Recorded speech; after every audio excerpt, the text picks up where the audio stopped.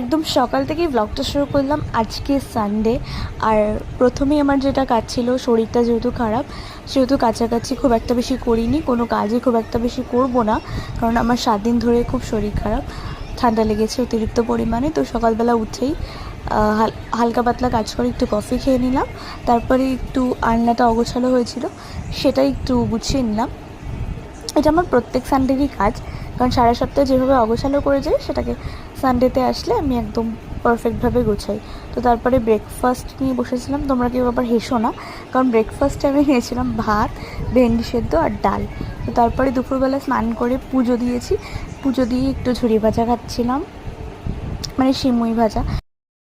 এখন বাজে সন্ধ্যে 6:30, আমি ঘুম থেকে উঠলাম।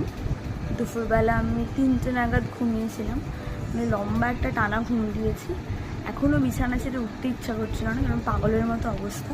এখন যাব, ফ্রেশ হব, একটু কফি বানিয়ে খাবো, তারপরে সন্ধ্যাবেলা দেখি কী টিফিন খাওয়া যায়।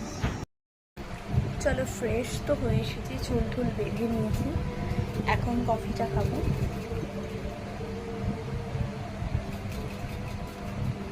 বাই দ্য ওয়ে, আজকে কিন্তু ক্লাসিক ফ্লেভারটা আমি খাচ্ছি, দারুণ লাগে আমার।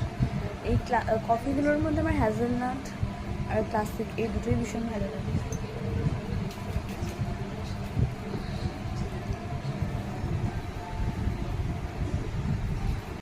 স্যুপটা রেডি করবো, যার জন্য ফার্স্টে বাটারটা দিয়ে নিয়েছি। আর মা কিন্তু সকালবেলায় এটা সেদ্ধ করে রেখেছিল।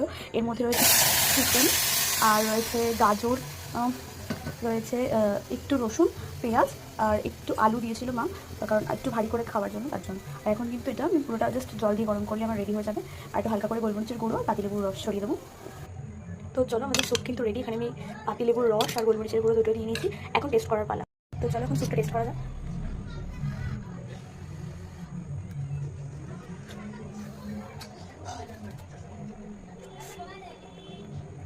দুর্দান্ত হয়েছে, জাস্ট কোনো কথা হবে না, খুব হেলদি অ্যান্ড টেস্টি, দেখতে খুব ডিলিশিয়াস হয়েছে, দারুণ দারুণ। একটু হালকা পাতলা রেডি হয়ে নিয়েছি, একটু ইনভিটেশন আছে সেখানেই যাচ্ছি। একটা গৃহপ্রবেশের নিমন্ত্রণ খেতে চলে গিয়েছিলাম। তো আইটেম হয়েছিল হচ্ছে কচুরি আর চানা, ফ্রাইড রাইস, পনির, আলুর দম, চাটনি, পাঁপড়, মিষ্টি।